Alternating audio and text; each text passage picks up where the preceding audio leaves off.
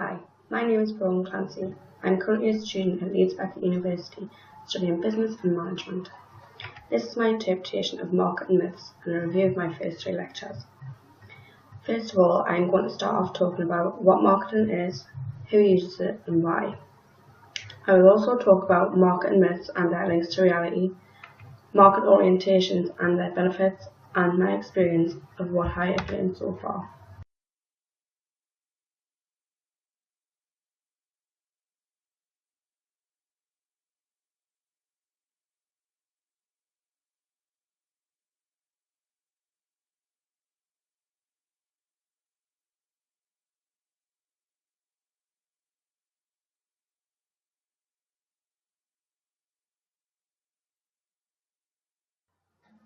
So, what is marketing and who uses it?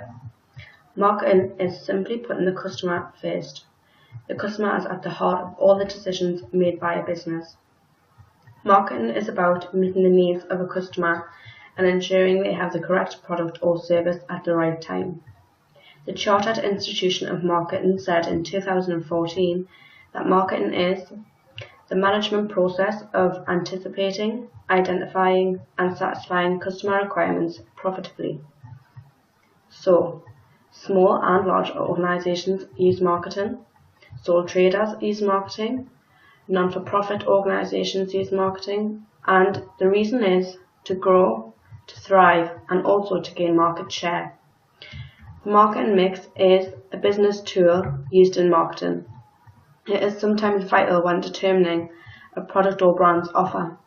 It is the all-important 4 Ps: price, product, promotion, and place.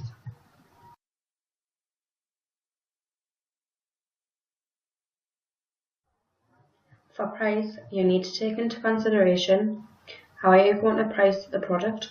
Are you going to give it an expensive price tag and go for that market, or sell it cheap? Where do potential customers look for your product or service? If they look in a store, what kind? A boutique or a supermarket or both? Or online, or maybe direct via a catalogue? And how can you access the right distribution channels?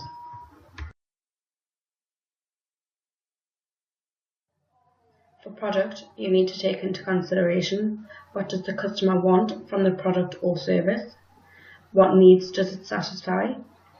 What features does it have to meet these needs? Is there anything you have missed out?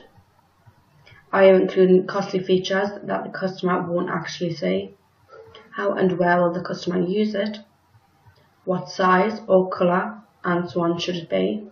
And also, how is it branded? For promotion, you need to consider where and when can you get across your marketing messages to your target market. Will you reach your audience by advertising online or on the TV or radio or on billboards? How do your competitors do their promotions? And how does that influence your choice of promotional activity?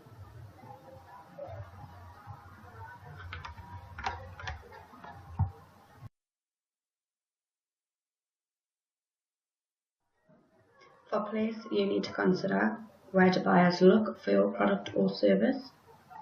If they look in a store, what kind of store will it be? A specialist boutique or a supermarket such as Asda or Tesco's, or maybe both, or online or direct. How can you access the right distribution channels? What do your competitors do, and how can you learn from that or differentiate?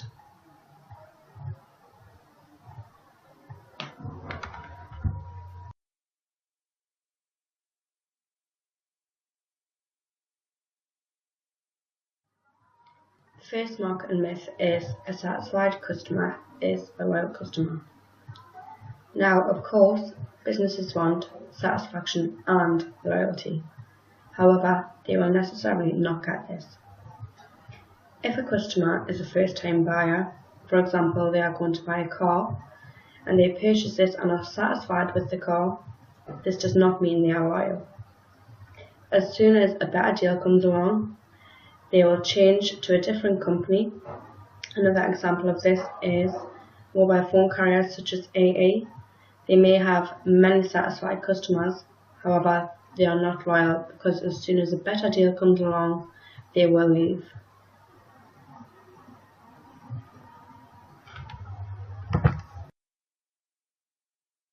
The second marketing myth is a strong brand is invincible. Well, the German car maker Volkswagen is now involved in the worst scandal seen in its 78-year history after it admitted to manipulating emissions test data on its diesel vehicles in the US and Europe.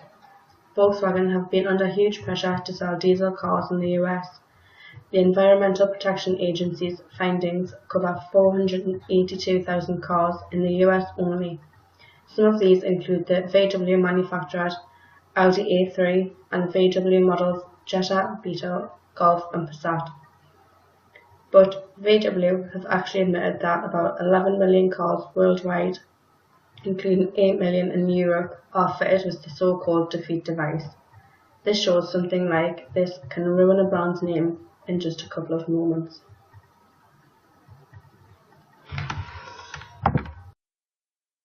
The next myth is advertising always affects sales.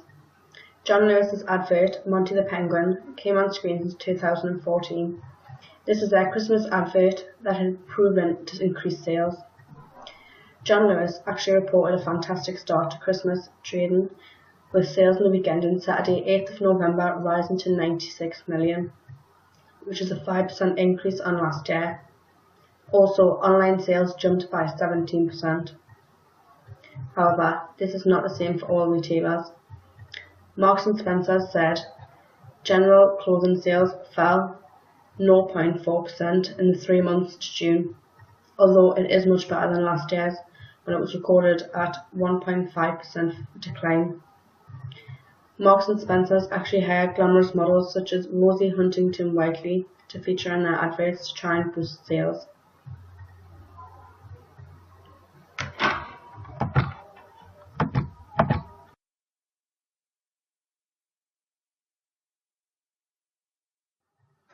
So, what does market orientation mean?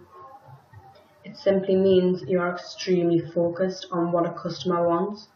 Richardson, Kelly and James in 2015 defined marketing orientation as understanding current and future customer needs and wants in order to develop products and services that offer value for the customer, distinctive from offers of other companies which can be profitably produced. Hence, companies must recognize the importance of continuing research in the marketplace and ongoing relationships with customers.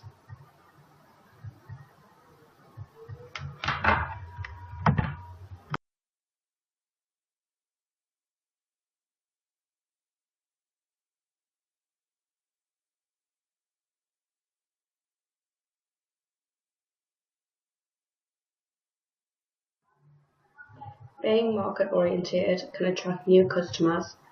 Satisfied customers as the business is focusing on what the customer wants. It can increase sales, increase in market share, profitability can be increased and improve a business's reputation. However, not all companies are market-oriented.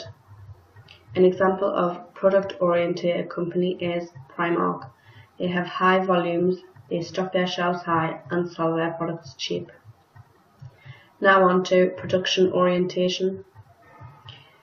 They have medium volumes and occasionally high margins. They also attract early adopters. An example of this is Rolls-Royce. They make and produce products when ordered. Then the early adopters want the newest, fashionable cars as soon as it comes out. Rolls-Royce add to existing ideas. Sales orientation is where a company's main focus is simply selling what they produce. They can take large market share. An example of a sales-oriented business is Ford.